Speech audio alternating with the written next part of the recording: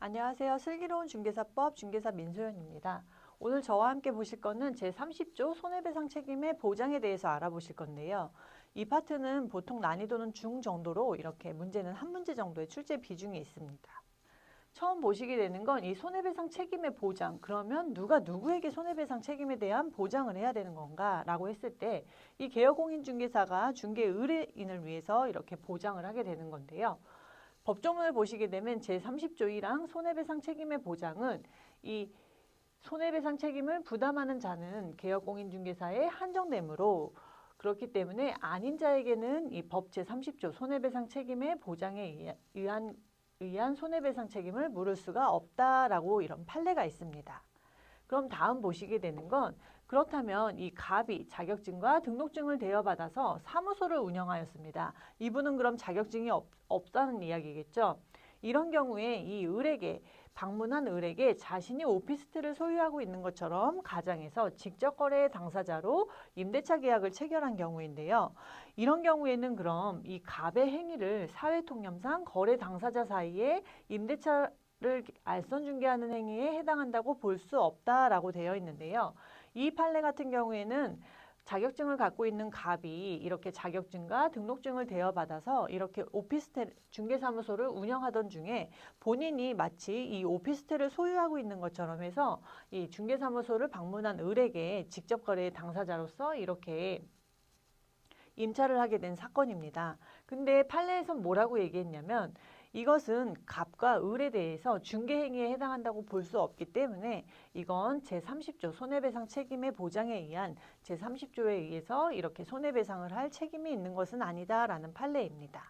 그럼 이렇게 손해배상 책임은 이 개업공인중개사만 한정되기 때문에 중개업자가 중개의뢰인에게 이렇게 손해배상 책임을 하게 되는 건데요. 그러면 어떤 경우에 이렇게 손해배상 책임을 해야 되는지 한번 보겠습니다.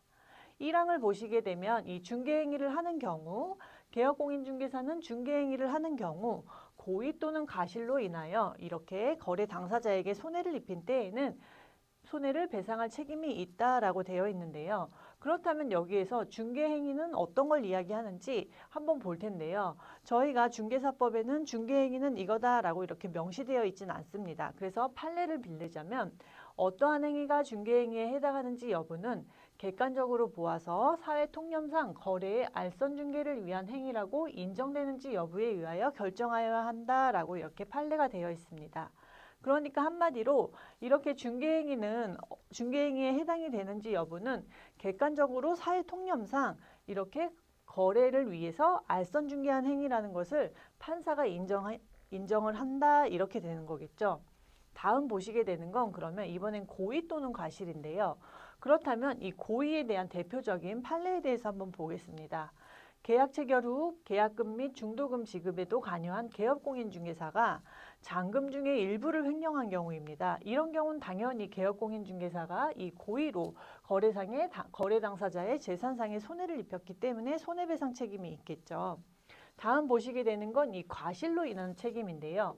판례에 의하면 이렇게 임대차 계약을 알선한 개업공인중개사가 계약 체결 후에 거래 당사자의 계약상 의무의 실현에 관여함으로써 그러니까 계약상 의무 실현에 관여함. 예를 들면은 임대차 계약이니까 이렇게 보증금을 지급을 잔금 때 했는지, 그리고 목적물 집의 비번을 잘 받았는지, 혹은 임차인이 확정일자를 취득을 잘 했는지 이런 것들을 계약상 의무가 원만하게 이용되도록 주선할 것이 예상되어 있는 때에는 이것은 사회통념상 이렇게 중개행위에 포함이 된다라는 겁니다. 그런데 이 개업공인중개사 같은 경우에는 과실로 인해서 이렇게 체크를 잘 못했나 봐요. 그래서 판례에 의하면 이런 거는 개업공인중개사가 예상되어 있지만 그래도 이렇게 체크를 해줘야 되기 때문에 이건 중개행위의 범주에 포함이 된다라고 해서 재산상의 손해가 발생했다면 그렇다면 그 손해를 배상할 책임이 있다라는 이야기입니다. 다음 보시게 되면 이번에는 두 번째인데요. 2항을 보시게 되면 이 자기의 중개사무소를 다른 사람의 중개행위의 장소로 제공함으로써 거래 당사자의 재산상의 손해가 발생한 때에는 그 손해를 배상할 책임이 있다라는 이야기인데요. 대표적인 판례로 보자면 이 개업공인중개사 갑이 자신의 사무소를 중개행위의 장소로 제공을 하였습니다. 그래서 이 을이 본인이 임대차 계약을 중개하면서 임차보증금 반환금을 전달해 달라고 이렇게 부탁을 받았어요. 그런데 이 금액을 가지고 본인이 수령을 한 다음에 횡령을 한 겁니다. 그러면 이런 경우에는 거래 당사자가 입은 손해를 배상할 책임이 있다라고 한 얘긴데요. 갑은 자신의 중개행위의 장소로 을에게 제공만 했지만 그 거래 당사자들이 이렇게 을 때문에 재산상 손해가 발생한 때에는 그 손해를 갑이 배상할 책임이 있다라는 판례입니다. 다음 보시게 되면 다음번 판례는 이 부동산 중개업자가 자신의 중개로 전세 계약이 체결되지 않았음에도 불구하고 오지랖이 넓은 분이셨어요. 그래서 당사자가 아닌 자에게 이렇게 전세 계약서랑 중개 대상물 확인 설명서 등을 작성 교부해 준 것입니다. 근데 이 사람들이 이 작성 교부해 준 것을 가지고 가서 이렇게 대부업자한테 담보로 제공을 받고 이렇게 금전을 이렇게 대여한 사건입니다.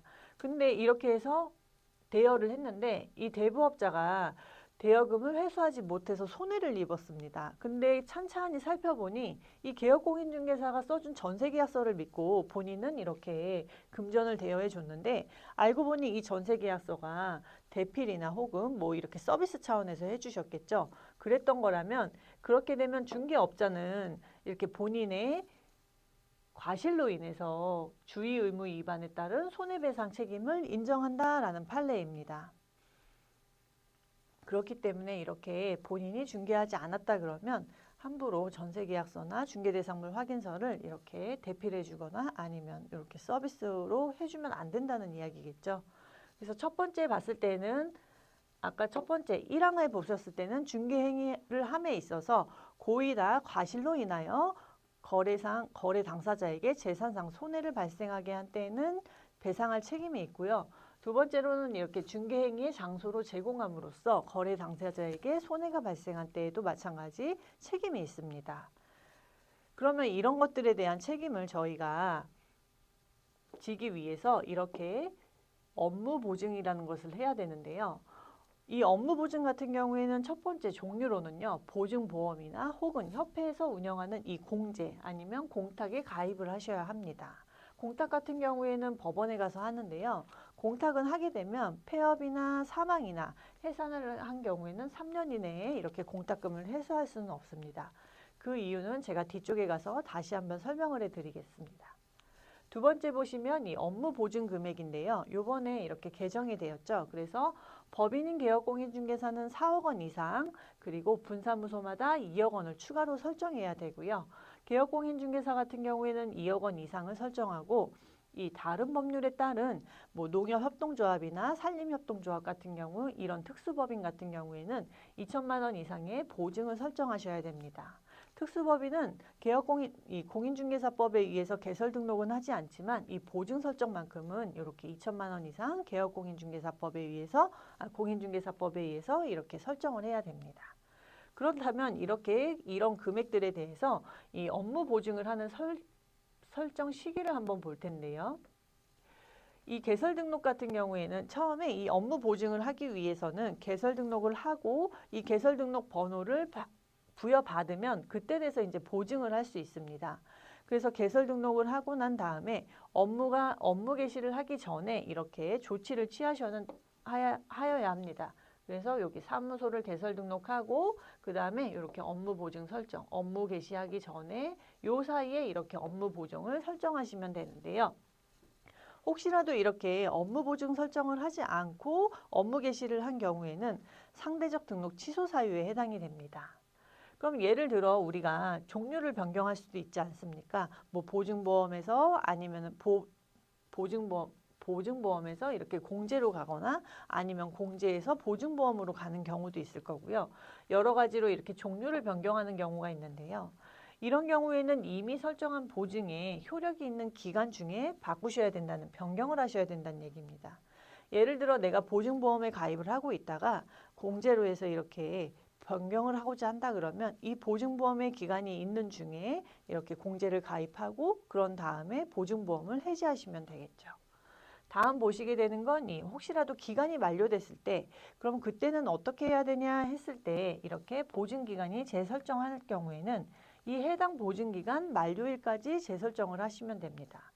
예를 들어 1월 20일부터 이렇게 다음 연도 1월 19일까지라고 한다 그러면 이 만료일까지 이렇게 해당 보증기간의 만료일까지 재설정을 반드시 하셔야 된다는 얘기겠죠. 이렇게 설정을 하고 변경을 하고 재설정을 하는 경우에는 이 개업공인중개사는 등록관청에 신고를 하셔야 되는데요. 이때는 이렇게 보증기간에 보증 설정에 대한 증서를 예를 들면 보증보험 증서나 공제증서나 이렇게 공탁증서에 대해서 등록관청에 신고를 해야 되지만 보증기간이 이렇게 등록관청에 본인들이 보증기간에서 직접 통보를 해주는 경우에는 개업공인중개사는 신고를 생략할 수 있습니다. 그럼 이렇게 보증 설정을 하고 나면 저희가 이런 거래 당사자들에게 이렇게 설명도 하고 이렇게 교부도 해줘야 되는데요. 이 거래 당사자들에게는 중개가 완성된 때에 이렇게 거래계약서와 그리고 확인설명서와 함께 보장 금액은 얼마고 기간은 언제부터 언제까지이며 예를 들어 보증보험이나 공제나 아니면 공탁에 가입했다면 그 보증기관과 함께 소재지를 설명을 합니다.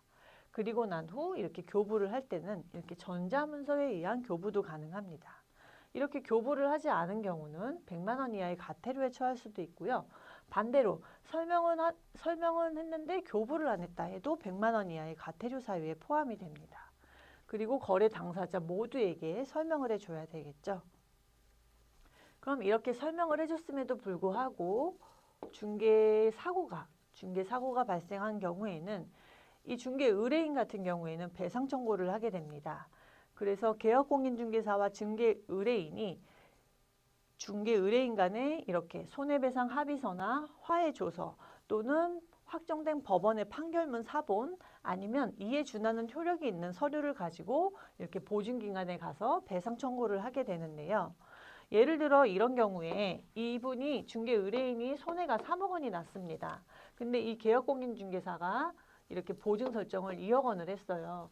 그러면은 이분께서는 중개 의뢰인이 보증기관에 가면 이 보증 설정 한도 내에서만 이렇게 책임을 지겠죠. 그럼 2억 원에 대한 책임을 받으면 나머지 1억 원에 대한 책임은 이 중개 의뢰인이 개업공인중개사한테 이렇게 책임을 지게 됩니다. 그러면 뭐 대부분 민법상에 이렇게 해서 책임으로 가겠죠. 그리고 이렇게 보증기관에서 손해배상을 한 때에는 이 15일 이내에 개업공인중개사는 보증보험이나 공제에 다시 가입을 하거나 혹은 공탁이 있다면 이 공탁금에서 부족한 금액에 대해선 보충을 하셔야 되는 거죠. 혹시라도 예를 들어 이렇게 중개 의뢰인이 본인의 사고가 났음을 모르는 경우도 있을 것이고 그리고 사고가 나면 이 소멸시효라는 것이 있습니다. 근데 공인중개사법에는 손해배상 책임에 대한 보장에 소멸시효나 그 기간이 정해져 있지 않기 때문에 이 상법상 그리고 민법상 기간에 대해서 이렇게 준용을 해서 갖다 쓰게 되는데요. 예를 들어 판례에 의하면 이렇게 중개 의뢰인이 배상 청구를 하는 경우에 소멸시효 기간은 3년입니다. 상법상의 소멸시효 기간에 따라서 이렇게 3년이고 혹시라도 특별한 사정이 없는 한 그 소멸시효는 보험사고가 발생한 때부터 이렇게 진행이 된다라는 판례가 있습니다. 그리고 아래쪽을 보시게 되면 이건 민법에 관해서 이렇게 준용을 해서 쓴 건데요. 준용을 해서 나온 판례인데요. 혹시라도 이렇게 중개 의뢰인이 사고의 발생 사실을 확인할 수 없는 사정이 있는 경우, 이런 경우에는 청구권자가, 그러니까 중개 의뢰인이 사고 발생을 알았거나 알 수 있었던 때부터 소멸시효가 진행된다라는 판례입니다. 그래서 이렇게 손해배상의 보장에 대해서는 1항과 2항에 대해서 판례, 그리고 중개행위를 함에 있어서 어떤 것이 중개행위인지 그리고 중개행위 대여 장소 2항 같은 경우에는 이렇게 중개행위를 장소를 제공하는 경우를 이야기를 했죠. 그런 경우 그리고 이렇게 손해배상 책임에 보험 업무보증 설정에 대해서 이렇게 등록관청의 행정 절차에 대한 문제들이 이렇게 나오게 되는데요. 이것을 가지고 저희가 토대로 해서 기출문제를 한번 살펴보겠습니다. 31회 문제고요. 개업공인중개사 갑이 손해배상 책임의 보장에 대한 설명으로 틀린 것은 하고 나와 있습니다. 그래서 보시게 되면 갑은 업무를 개시하기 전에 손해배상 책임의 보장을 가입하거나 공탁을 해야 된다. 맞죠? 이 손해배상 책임에 대한 보장은 업무 개시하기 전까지 하셔야 됩니다. 그렇기 때문에 맞는 지문이고요. 다음 보시게 되면 이 갑이 업무 보증을 변경하는 경우에는 이미 설정한 보증의 효력이 있는 기간 중에 다른 보증의 설정을 하셔야 됩니다. 그래서 맞는 지문입니다.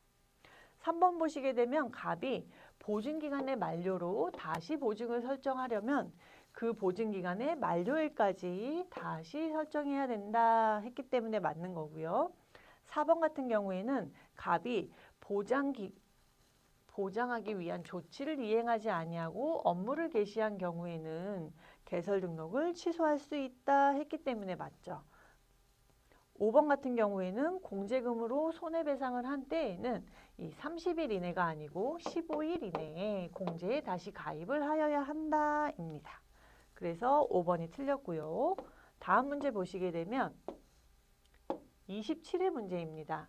손해배상 책임의 보장에 옳은 것은 하고 나와 있는데요. 1번 개업공인중개사는 손해배상 책임의 보장에 관한 설명을 언제 하죠? 중개가 완성된 때이기 때문에 1번은 틀렸고요. 2번 같은 경우에 손해배상 책임의 보장을 위하여 업무 개시 전까지 가입을 해야 되죠. 그렇기 때문에 업무 개시 후 했으니까 틀린 문제가 되고요. 3번 같은 경우에는 이 거래 당사자에게 손해를 입힌 경우 고의가실과 관계없이라고 했기 때문에 틀렸죠. 고의가실로 인하여 그렇죠. 그게 정답이고요. 4번 같은 경우에는 개업공인중개사가 이 공탁금을 폐업한 날로부터 3년 이내에 회수할 수가 없습니다. 그래서 여기는 3년이고 5번 같은 경우에는 자기의 중개사무소를 다른 사람의 중개행위의 장소로 제공함으로써 거래 당사자에게 재산상의 손해가 발생한 때에는 손해배상 책임이 있다 했기 때문에 맞는 거죠. 이거는 2항의 법조문을 그대로 옮겨놓은 것입니다. 마지막 문제인데요. 32의 수정입니다. 손해배상 책임의 보장 틀린 것은 하고 나왔는데요. 1번 보시게 되면 중개가 완성된 때 거래 당사자에게 손해배상 책임의 보장의 기간을 설명해야 된다. 그렇죠. 손해배상 책임의 설명은 중개가 완성된 때에 하셔야 됩니다.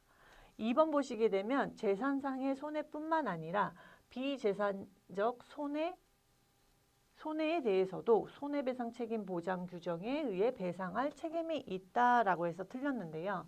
저희가 이렇게 개업공인중개사는 고의로 거래 당사자에게 손해를 입힌 경우에는 재산상의 손해를 거래 당사자에게 배상할 책임이 있기 때문에 이 비재산적인 손해는 틀린 거죠. 이거는 정신적인 손해에 해당이 되는데 보통은 이제 민법상으로 가서 한 번 더 소송을 하겠죠. 3번 지문을 보시게 되면 사무소를 이 중개행위의 장소로 제공한 경우에는 혹시라도 거래 당사자에게 재산상의 손해를 발생하게 한 때에는 배상 책임이 있다 해서 맞는 지문이 되고요. 4번 같은 경우에는 분사무소를 둔 경우에는 분사무소마다 추가로 2억 원 이상의 손해배상 보증 설정의 금액을 손해배상의 책임에 보증을 설정해야 되죠. 그렇기 때문에 보증을 설정해야 하나 여기 보장 금액에 상한은 없다 해서 맞는 겁니다. 최소 금액이 2억 원 이상이니까요. 5번 보시게 되면 지역농협협동조합인데요. 이 지역농협협동조합은 특수법인을 얘기하는 겁니다. 이렇게 지역농협협동조합이 보증기간에 손해배상 책임 보증기간의 최저보장금액은 개업공인중개사의 최저보장금액과 다르다 했기 때문에 맞는 지문이죠. 개업공인중개사는 아까 얘기했듯이 2억 원 이상 그리고 이렇게 지역농협협동조합 같은 특수법인은 2천만 원 이상이기 때문에 이것은 맞는 지문입니다. 이렇게 해서 손해배상 책임에 대한 보장에 대해서 알아봤는데요. 1항에서 얘기한 그 중개행위의 해당 여부를 확인해 주셔야 되고요. 2항은 이 지문, 법조문 전체가 자주 나오는 지문입니다. 그리고 세 번째로 이렇게 보증보험에 대한 절차, 행정 절차에 대해서 나오기 때문에 그것들을 체크해 주시면 충분히 한 문제 맞히실 수 있습니다. 감사합니다.